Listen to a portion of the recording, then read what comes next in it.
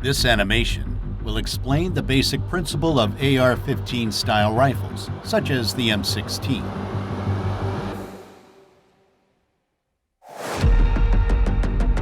The standard M16 was equipped with a carrying handle and iron sights.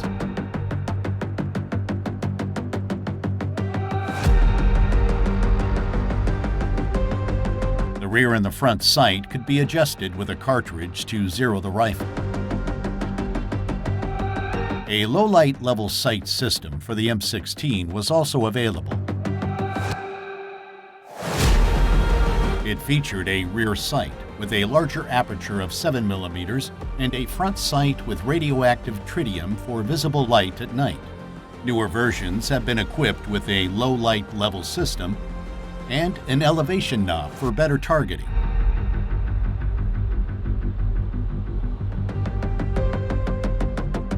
Today, a lot of accessories are available for AR-15 style rifles.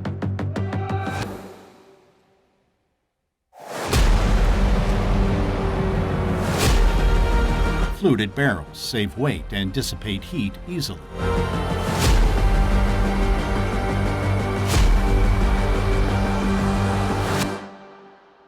Let's have a look at the M16's trigger mechanism. Initially, the M16 assault rifle could fire in semi-automatic and fully automatic mode. When in safe mode, the trigger cannot be pulled because of the selector's shape. When the selector is moved to semi-automatic mode, the recess in the bottom of the selector allows the trigger to move when it is pulled. As soon as the trigger is pulled, it releases the hammer. When the bolt carrier pushes down the hammer, the disconnector locks it in place. Before another shot can be fired, the trigger must be released so that the trigger sear engages the hammer again. In fully automatic mode, the trigger can move freely, whereas the disconnector stays at its position.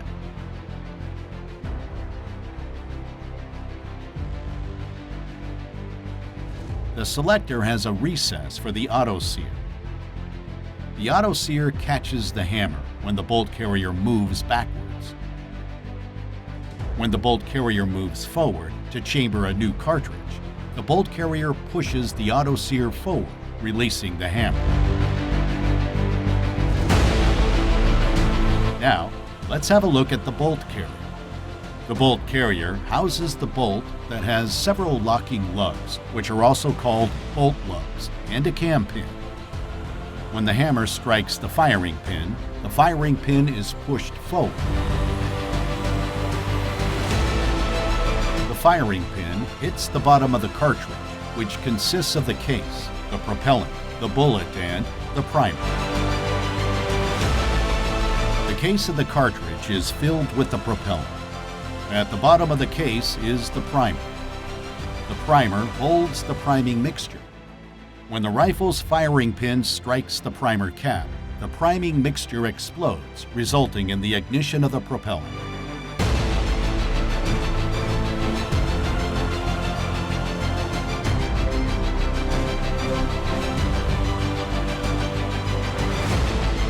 The propellant is available in different shapes and mixtures. It is usually smokeless powder that reaches temperatures above 2,000 degrees Celsius. The pressure in the case pushes the bullet out of the case through the barrel to the target with a velocity of around 1 kilometer per second. The gas block and the gas tube connect the barrel with the bolt carrier.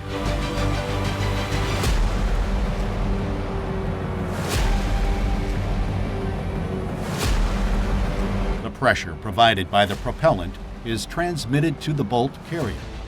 Consequently, it is pushed back.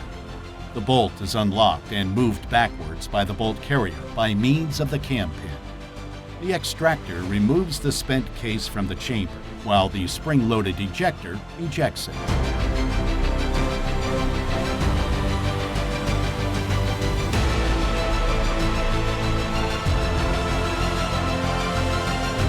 The the buffer spring is compressed and ready to release the stored energy.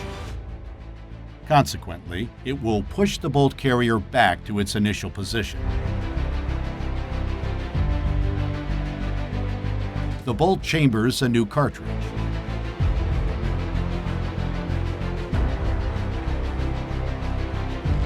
When the cartridge is fully seated in the chamber, the bolt is locked through the rotation. Let's see it again from another perspective. The bolt pushes the cartridge into the chamber. When the bolt cannot move any further, the bolt carrier rotates the bolt through the cam pin. That way, the firearm can withstand the high pressure created by the propellant when the gun is fired.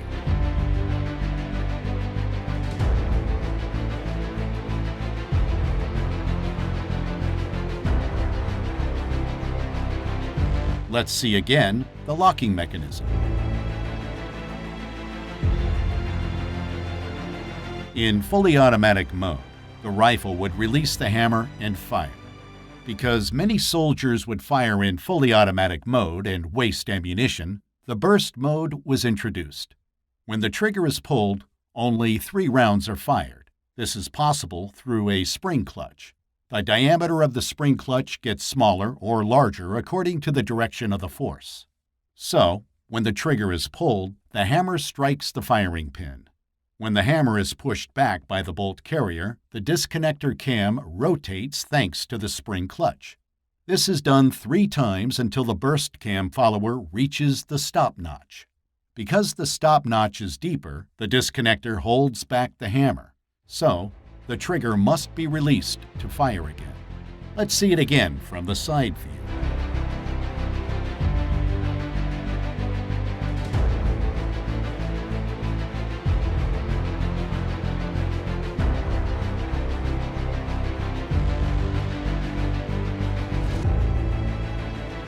The civilian AR15 can only fire in semi-automatic mode. It does not have parts and recesses needed for fully automatic firing. Furthermore, the lower receiver does not have room for the auto-sear, and only a full auto bolt carrier can trip the auto-sear. The M16 and other AR15 style rifles usually use direct impingement to cycle the action. So, when the bolt carrier moves backwards, residue can enter the upper receiver and other parts. This gunshot residue can become a big problem when the rifle is not cleaned regularly. Let's have a look at the upper receiver.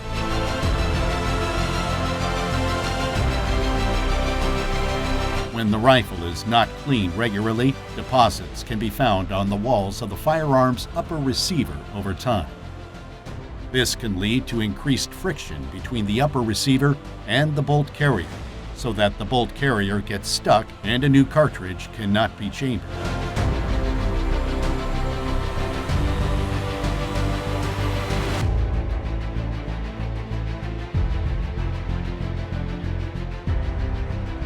Here, the forward assist can help. Pushing the forward assist plunger will move the bolt carrier forward, thanks to the notches. This can be done until the bolt is locked and the rifle is ready to fire. Flash hiders are common on military rifles. Flash suppressors hide the flash so that the soldier is not blinded in low-light shooting conditions. They do this by dispersing the burning gases so that they cool much faster. When the magazine is empty, the spring-loaded magazine follower, which pushes the cartridges to the top of the magazine, pushes up the bolt catch. By this, the bolt catch locks the bolt. The operator can change the magazine by pressing the magazine catch.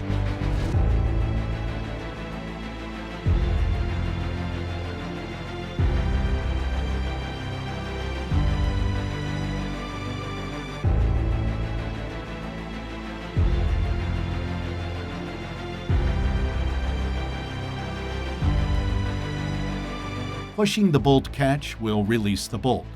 The firearm is ready to fire. Manually charging the gun is also possible. The charging handle allows the operator to move the bolt carrier to the rear. Releasing it will chamber a new cartridge.